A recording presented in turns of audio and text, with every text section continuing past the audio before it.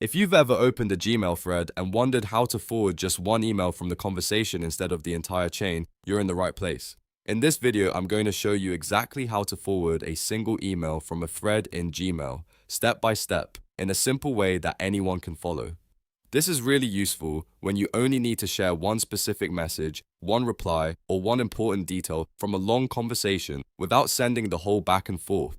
So if that sounds helpful, go ahead and hit the like button and make sure you subscribe for more quick Gmail tutorials and productivity tips. Alright, let's jump in. First, open your browser and go to Gmail. You can do that by visiting mail.google.com or by opening Gmail from your Google apps if you're already signed in. Once Gmail loads, go to your inbox and open the email conversation or thread that contains the message you want to forward. This is important because Gmail groups related emails into one thread, and you want to choose the exact message inside that thread, not just the whole conversation at the top. Now look through the thread and click the specific email inside the conversation that you want to forward. When you click that individual message, Gmail will expand it so you can work with that one email on its own. After that, look for the three-dot More menu on that specific email. This menu gives you extra actions for that message only, and it's the key step that lets you forward one email instead of the entire thread. Click the More menu, then choose Forward from the list. Gmail will open a forward message window with the contents of that selected email included.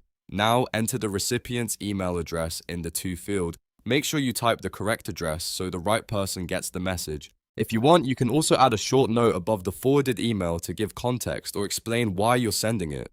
That can be helpful if you're forwarding an important update, a request, or a message someone needs to review quickly.